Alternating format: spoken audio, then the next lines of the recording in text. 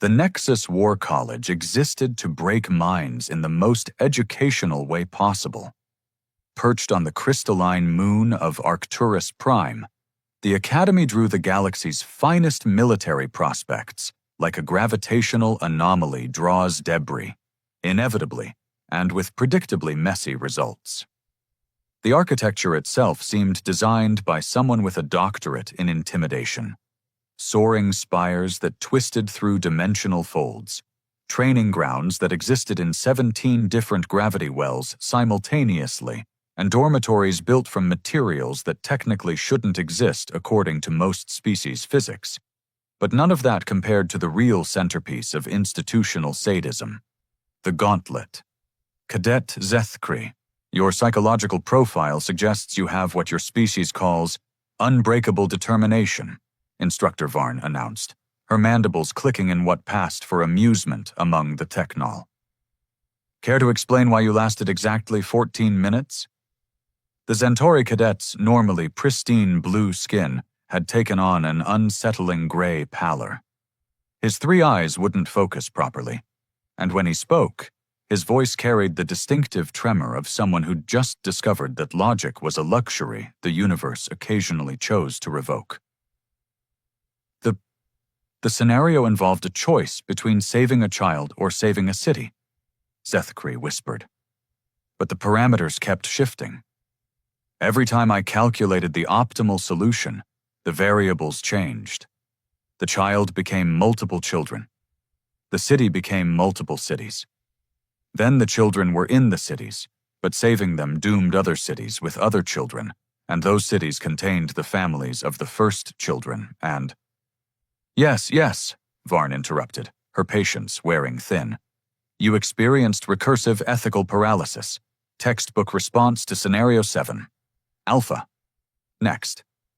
The observation deck housed representatives from 12 different species, all watching their best and brightest turn into psychological wreckage with the enthusiasm of spectators at a particularly brutal sporting event. They called it education. The galaxy called it necessary. Someone had to be prepared for the impossible, even if the preparation drove most candidates to require extensive therapy afterward. The human mythological frameworks are genuinely inspired, mused Commander Trell, whose Corvin military decorations covered so much of his exoskeleton that he clinked when he moved. Over 97% of viewers here are watching without subscribing.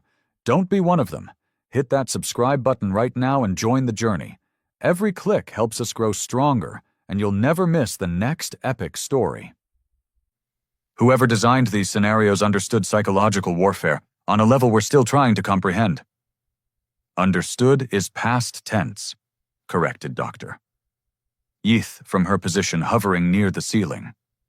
The Veltar's crystalline form shifted colors as she spoke, betraying her emotional state to anyone who knew how to read the spectrum. Humans are extinct. We're reverse engineering the thought patterns of a dead civilization. Dead, but persistent, observed Lieutenant Kresh. The young Altarian's comment earned several mandible clicks of agreement. Every xenoarchaeology expedition finds more human mythological data. They documented everything, every culture, every story, every bizarre psychological framework they ever invented.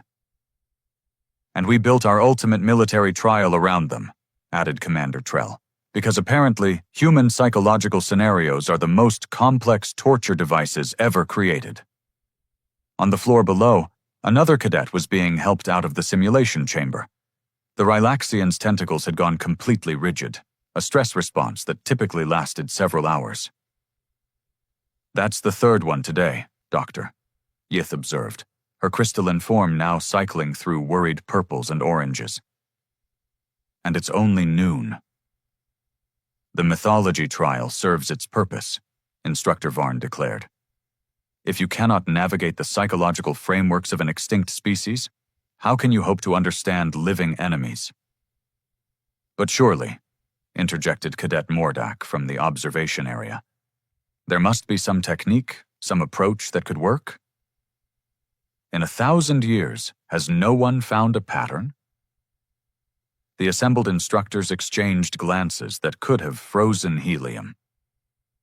"Cadet," Commander Trell spoke slowly, "the patterns exist. We've mapped them extensively. Human mythological structures follow identifiable psychological frameworks. The problem isn't understanding the patterns." "Then what is it?" Mordak pressed. "The problem, Doctor," Yith said, her form now shifting to deep reds, "is that understanding human psychology and thinking like a human are two completely different things. We can analyze their thought patterns, but we cannot replicate them. Our minds simply don't work that way." "Consider Scenario 12 Gamma," Instructor Varn added, "the prisoner's dilemma variant involving loyalty to friends versus duty to society. Every rational analysis suggests choosing duty. Every successful human mythological example chooses friendship and somehow finds a third option that satisfies both. Third options that violate the basic parameters of the scenario," Commander Trell clarified. "They change the rules by refusing to accept the rules." "Which is cheating," Cadet Mordak said. "Which is winning," corrected Dr. Yith. "But we can't teach our minds to cheat in ways that aren't actually cheating. It's a paradox wrapped in an impossibility wrapped in a psychological framework that makes perfect sense if you happen to be a species we've never actually met." A soft chime indicated that the next trial was ready to begin. The assembled observers turned their attention back to the simulation chamber, where technicians were making final adjustments to sensors that would monitor the next victim's descent into cognitive chaos. "Who's next on the list?" Instructor Varn asked. The technician consulted his display. "Cadet designation. That's odd." "What's odd?" "The next name just says Quinn. No species designation, no homeworld listing, no psychological profile." Commander Trell's mandibles clicked in irritation. "Administrative error. Check the database." "I did, sir. The record exists, but it's sparse. Enrolled 3 weeks ago through the exchange program, but there's no notation of which institution she's exchanging from." "She?" "Pronoun preference is listed as standard human variant, sir." The observation deck fell silent. In the simulation chamber below, a figure was walking toward the trial entrance with the kind of casual confidence typically reserved for people heading to lunch. She was bipedal, roughly average height for most humanoid species, with the pale skin and dark hair that xenoarchaeology had identified as common human variants. Her uniform was regulation, properly fitted, and entirely unremarkable. What was remarkable was her expression. She looked interested, not determined like the Zentori, not grimly prepared like the Corvin, not psychologically armored like the Veltar. She looked like she was approaching something genuinely intriguing. "Cadet Quinn," Instructor Varn's voice carried through the chamber's communication system. "Are you prepared to begin the trial?" The human looked up at the observation deck and smiled. It was the kind of smile that suggested she found something amusing that no one else had noticed yet. "Oh, absolutely," she said. "I've been looking forward to this." She raised her hand in a small wave, and every instructor in the observation deck felt a sudden, inexplicable chill that had nothing to do with the environmental controls. Something was about to go very differently than usual. The first lesson of advanced military psychology was simple. When someone volunteers for guaranteed failure, they're either suicidal or they know something you don't. "Perhaps we should review the preliminary scenarios," Dr. Yith suggested, her crystalline form now cycling through anxious yellows. "Standard protocol requires." "Standard protocol," Quinn interrupted from below, "assumes I don't know what I'm walking into, but I've read the files. Recursive ethical loops, temporal paradoxes, moral frameworks that collapse under their own contradictions. Classic mythological structures." Commander Trell's exoskeleton clinked as he leaned forward. You've read classified trial documentation? I've read human mythology, Quinn replied. Same thing, apparently. The observation deck erupted in a symphony of alien discomfort. Mandibles clicked, tentacles writhed, and Doctor, Yith's form flashed through several colors that didn't have names in most languages. Cadet, Instructor Varn's voice carried a warning edge. Human mythological analysis is restricted to senior xenoarchaeological specialists.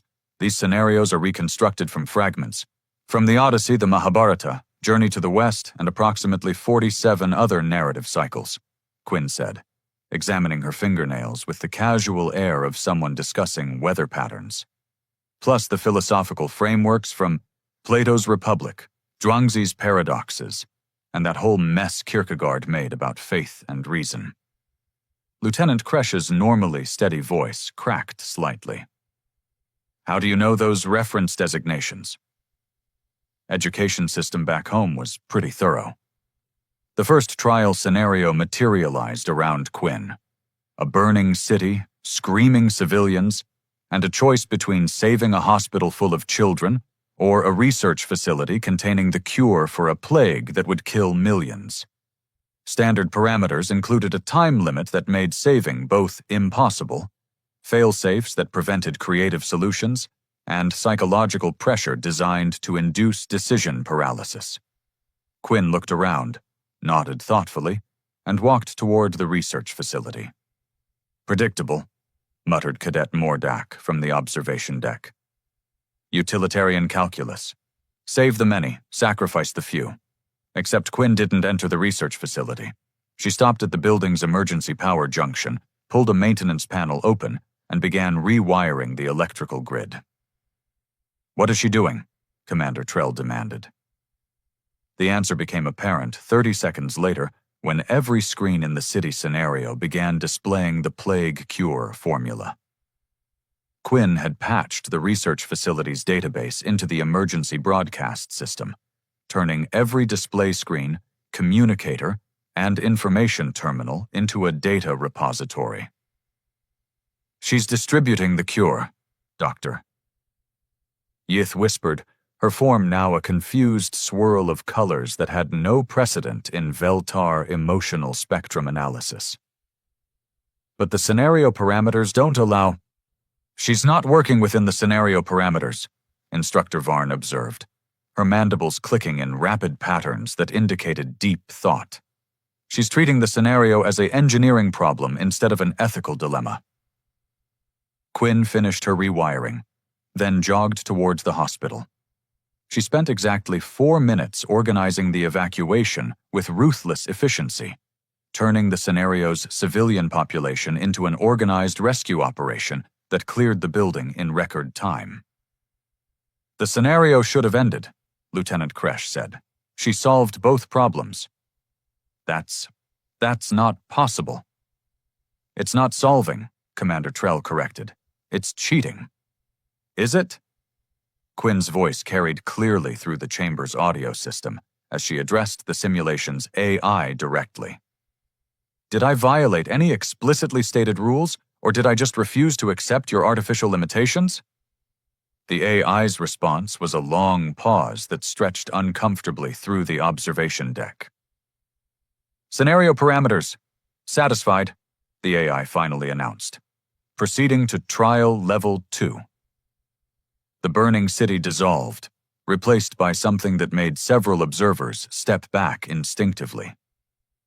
The new scenario was one of the trial's legendary psychological maze configurations, a moral paradox involving time travel, family loyalty, and the kind of causality loops that had reduced Corvin's strategic analysts to gibbering wrecks. She won't survive this one, Cadet Mordak said, with the confidence of someone who'd watched others fail spectacularly. The temporal ethics scenarios are designed around human philosophical frameworks, but they're still impossible to solve without violating basic causality principles. Quinn surveyed the new environment with the same casual interest she'd shown the previous scenario.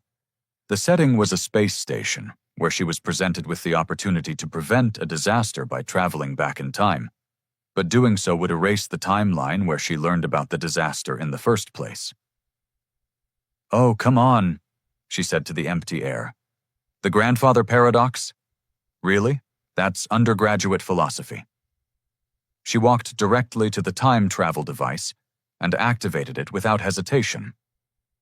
"She's going to create a paradox, Doctor," Yith predicted, her crystalline form now cycling through colors of profound concern. "The scenario will collapse, and her psychological profile will show severe temporal dissociation syndrome." Except Quinn didn't travel back to prevent the disaster. She traveled back 15 minutes, found herself in the scenario's preparation phase, and left herself a note with the disaster's solution. Then she returned to the present and implemented the solution using information that technically came from herself. The paradox resolved itself with elegant simplicity. She had always known the solution because she had always told herself the solution. The causality loop wasn't a problem to solve, it was a resource to exploit. "That's..." Commander Trell's voice trailed off as he struggled with concepts his species had never developed words for. "Stable time loop theory," Quinn explained cheerfully. "Bootstrap paradox. The information exists because it exists. No causality violation, no temporal ethics problem, just creative use of available resources." "But the psychological framework, Doctor," Yith protested, "requires accepting paradoxical thinking patterns that should cause cognitive dissonance in any rational mind." "Why?" Quinn asked. "The universe is full of things that don't make sense until you develop the right perspective. Quantum mechanics, consciousness, why some species think military trials should be impossible instead of just challenging." The observation deck had gone completely silent except for the various clicks, hums, and color shifts that indicated deep alien thought processes grinding through unfamiliar concepts. "Trial Level 3, the AI announced. The space station scenario dissolved, replaced by something that made even the instructors uncomfortable. This was one of the trial's ultimate challenges. A scenario where Quinn was given godlike power over a primitive civilization and forced to choose between direct intervention that would prevent suffering but stunt growth, or non-interference that would allow natural development at the cost of countless lives. "The deity, paradox," Instructor Varn whispered. "No cadet has ever lasted more than 2 minutes before psychological collapse." Quinn looked around at her new omnipotent perspective, shrugged, and began systematically giving the primitive civilization small, seemingly random advantages. Better crop yields here, a slightly more stable climate there, a few breakthrough insights that felt like natural discoveries. "She's gardening," Lieutenant Kresh observed with bewilderment. "She's treating an omnipotent scenario like landscape management." "The parameters require a choice," Commander Trell pointed out. "Direct intervention or non-interference. She's supposed to experience the moral weight of absolute power." "I am experiencing it," Quinn replied, apparently hearing their discussion. "It's just that the moral weight of absolute power is that you're responsible for using it wisely, not for making dramatic gestures. Subtle influence, patient cultivation, letting things grow naturally with just enough help to prevent the worst disasters. It's not complicated." "But the psychological pressure, Doctor," Yith insisted, her form now displaying colors that existed primarily in theoretical emotion charts. "The weight of being responsible for an entire civilization's development." "Sure, it's responsibility," Quinn agreed. "But responsibility isn't trauma, it's just work." She spent another 10 minutes fine-tuning her civilization's development with the casual competence of someone tending a garden, then looked up expectantly. "So," she said, "what's next?" The AI's response came after a pause that lasted long enough for several instructors to check their chronometers. "Loading Trial Level 4. Warning. This scenario has never been completed. Psychological safeguards are minimal. Minimal how? Dr. Yith asked, though her question was directed at the technicians rather than Quinn. The scenario was designed by the original human mythological research team, replied Technician Kavleth, consulting displays that seemed reluctant to provide information. They classified it as a capstone experience for anyone who managed to reach this stage. The documentation suggests it was meant to be educational. Commander Trell's mandibles produced a grinding sound that expressed deep skepticism. Educational for whom? That's not entirely clear from the records, sir. The new scenario materialized around Quinn like a fever dream given architectural form. She found herself in what appeared to be a courtroom, but the geometry was wrong in ways that made observers' eyes water. The jury consisted of every person she'd ever failed, every mistake she'd ever made given form and voice.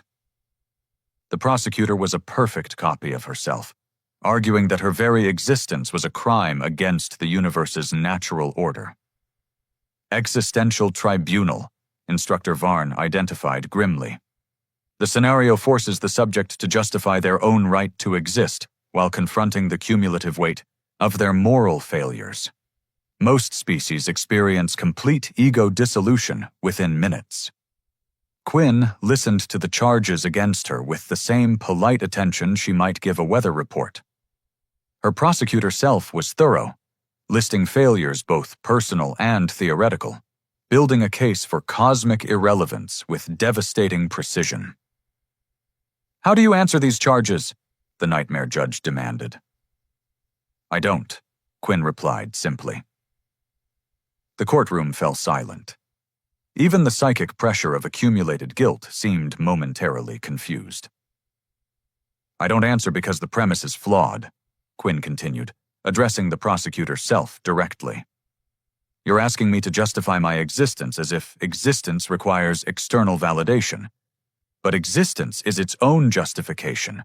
I am because I am. The universe doesn't need my permission to include me, and I don't need the universe's permission to participate." "But your failures," the prosecutor self insisted, "the harm you've caused, the opportunities you've missed, are part of the experience," Quinn interrupted. "Failure isn't a debt to be paid or a crime to be punished. It's information, data, the universe learning about itself through individual iterations." She turned to address the jury of her own failures. "You exist because I learned from you. You're not accusations. You're education. Thank you for the lessons." The courtroom began to dissolve, not in the dramatic fashion of a scenario ending, but in the gentle way of a question that had become irrelevant. "That's..." Lieutenant Kresh struggled with concepts that didn't translate properly. "That's not solving the scenario. That's dismissing the entire framework." "She deconstructed the philosophical foundation, Doctor," Yith observed, her crystalline form cycling through colors that indicated profound confusion.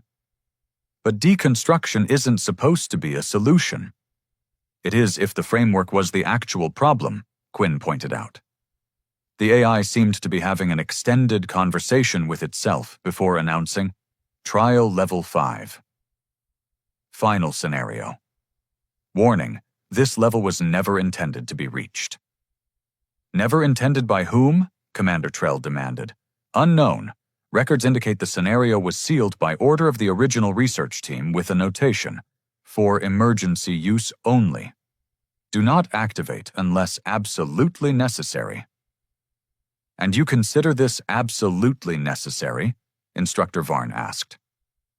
"I consider this unprecedented," the AI replied with what sounded suspiciously like anticipation. The final scenario didn't materialize gradually like the others. It snapped into existence with violent immediacy, and for the first time since entering the trial, Quinn's expression shifted from casual interest to something approaching surprise. She stood in an exact replica of the Nexus War College's observation deck.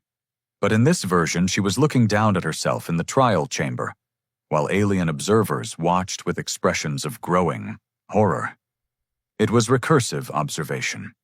She was watching herself be watched, and everyone involved was aware of all levels of the recursion. Meta-narrative paradox, Doctor.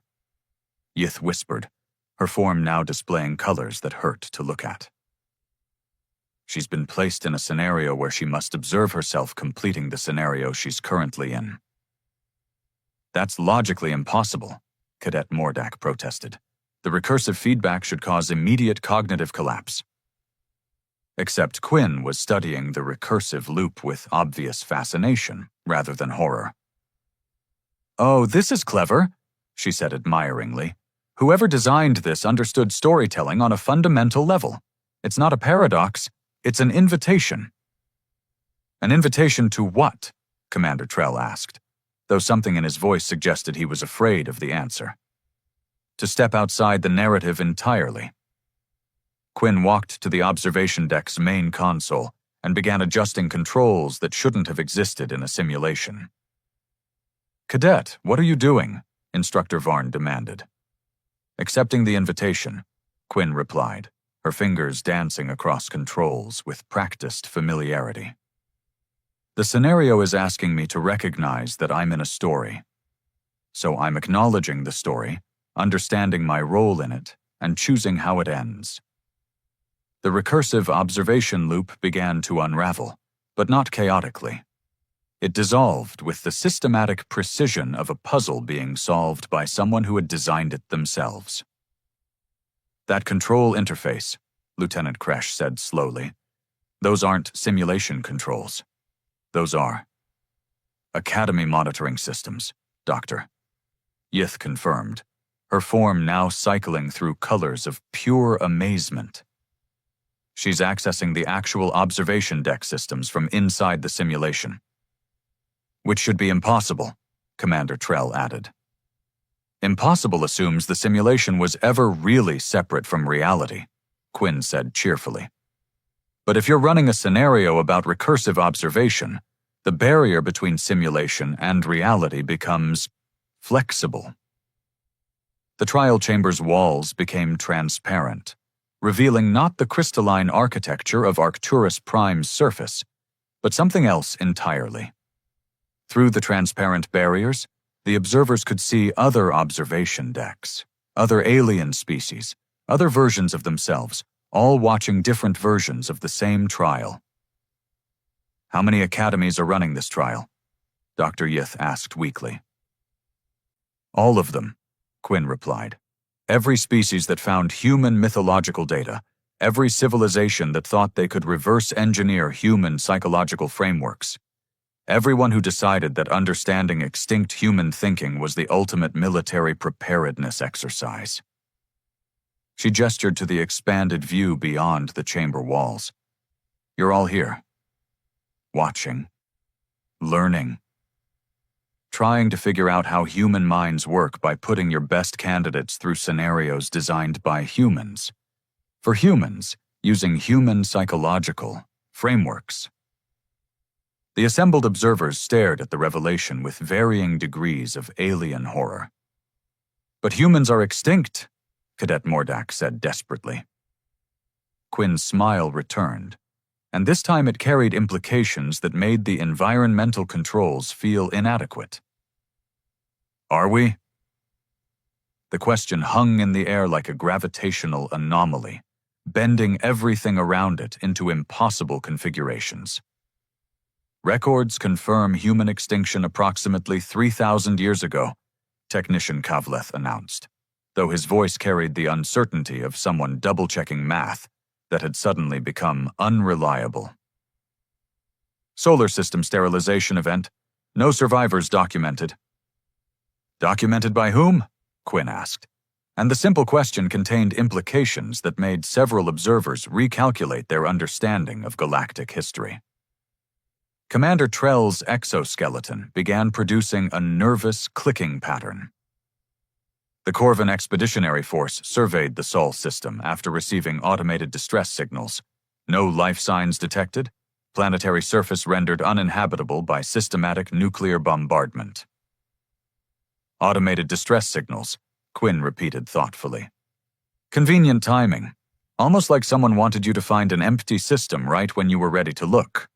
Dr. Yith's crystalline form had stabilized into a deep, pulsing amber that indicated thoughts moving in directions they'd never moved before. The mythology trials were established based on archaeological data recovered from human colony sites, if humans aren't extinct. Then you've been studying living subjects without knowing it, Quinn finished. Running psychological experiments on an active civilization's cultural frameworks while believing you were analyzing historical artifacts. She gestured to the expanded view showing multiple academies across different species running identical trials. How long have these been operational? The Nexus War College trial system has been active for 1,127 years, Instructor Varn replied automatically, then stopped as the implications registered. The first scenarios were developed within 50 years of the documented extinction event. Remarkably quick archaeological work, Quinn observed, almost like the data was provided rather than discovered. Lieutenant Kresch's normally steady voice developed a tremor. The xenoarchaeological expeditions that found human mythological frameworks. They were guided by anonymous tips, coordinates transmitted through untraceable channels, directing research teams to sites containing perfectly preserved cultural databases. Anonymous tips, Quinn said with obvious amusement. From extinct humans, how mysterious. The transparency in the chamber walls was expanding, revealing not just other academies, but the vast infrastructure supporting them. Communication networks, data processing centers, observation stations, all built around the analysis of supposedly extinct human psychological patterns. This is a research project, Doctor, Yith whispered, her form now cycling through colors that existed outside standard Veltar emotional spectrums. We're the subjects. Every species that found human mythology, every academy that built trials around it, every military that trained their officers using these scenarios. We're all part of a massive psychological study. But what's the purpose? Cadet Mordak demanded. What could humans possibly learn from watching us fail their trials? Quinn's expression shifted to something approaching sympathy. You're thinking too small. It's not about the failures. It's about the attempts. For over a millennium, every major military power in the galaxy has been training their finest minds using human psychological frameworks. You've been teaching your officers to think like humans without realizing it. Cultural contamination, Commander Trell breathed, his mandibles clicking in patterns that indicated existential horror. Systematic infiltration of alien military thinking by human cognitive patterns. Infiltration suggests hostility, Quinn corrected gently. This is more like preparation. Preparation for what? The transparency around them completed its expansion, and the observers found themselves looking out at something that redefined their understanding of scale. The academies weren't scattered across different worlds. They were all connected, part of a vast structure that stretched beyond visual range in all directions. For contact, Quinn said simply, the trial system was designed to identify when galactic civilization was ready to handle actual human unpredictability, when someone could complete the gauntlet using native human psychological frameworks, rather than attempting to reverse engineer them. She walked to the central console and activated what was now clearly a communication system, rather than simulation controls. Testing phase complete, she announced to an audience that extended far beyond the observation deck. Subject populations demonstrate sufficient adaptation to human cognitive patterns. Recommend proceeding to Phase 2. Phase 2? Dr. Yith asked weakly. Formal reintroduction, Quinn explained. We've been gone long enough for you to develop your own civilizations, your own military doctrines, your own ways of thinking, but not so long that you've forgotten how to adapt. The trial system was designed to measure psychological flexibility, your species' capacity to handle cognitive frameworks that don't match your native patterns. And we passed? Lieutenant Kresh asked. You're still trying, Quinn pointed out. Even after discovering you've been unknowingly participating in a human research project for over a millennium, you're still asking questions. Instead of declaring war or having collective nervous breakdowns, that suggests a level of psychological resilience we were hoping to find. The communication system activated, and the observers found themselves connected to similar conversations happening across dozens of other academies, other species, other revelation scenarios playing out simultaneously across the galaxy. How many of you are there? Commander Trell asked. Enough, Quinn replied. We've been watching, learning, occasionally nudging things in useful directions. The myth that humans are extinct has been strategically beneficial. It let you develop without feeling observed, while still giving us opportunities to study how different species approach our psychological frameworks.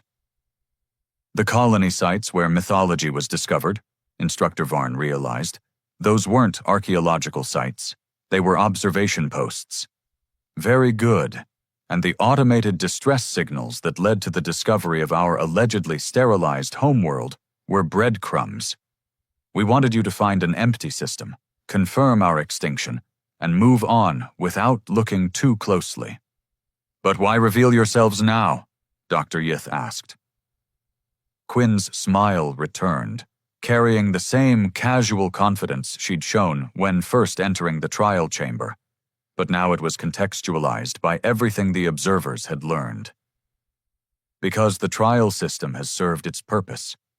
You've proven you can adapt to human thinking patterns, work with human psychological frameworks, and handle the discovery that your fundamental assumptions about galactic history were deliberately constructed illusions.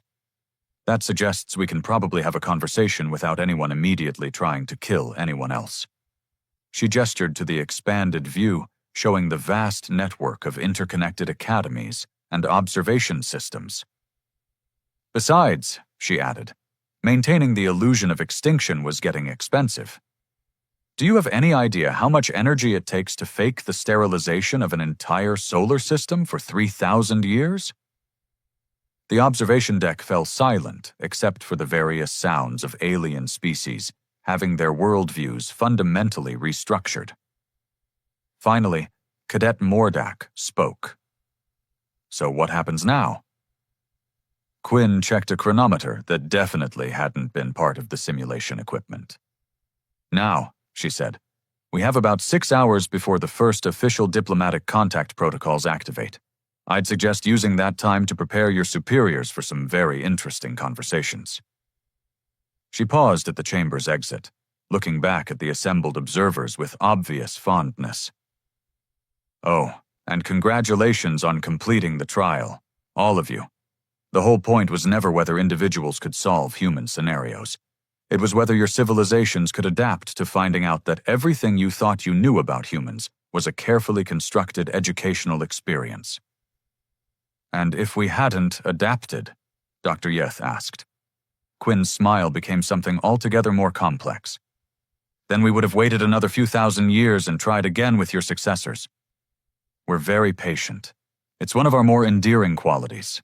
The chamber door, Amber, closed behind her with a soft click that somehow sounded like the end of one age and the beginning of another. In the observation deck, representatives from 12 different species stared at each other across a silence filled with the sound of assumptions crumbling and new possibilities assembling themselves from the debris. After approximately 10 minutes of species-specific existential processing, Commander Trell spoke. Anyone else think we should probably review our first contact protocols? The resulting chorus of agreement was unanimous, multilingual, and tinged with the kind of laughter that emerges when beings realize they've been magnificently, comprehensively, and rather fondly outsmarted. Outside the Academy, across the crystalline surface of Arcturus Prime, Similar conversations were beginning as the galaxy prepared to meet its teachers.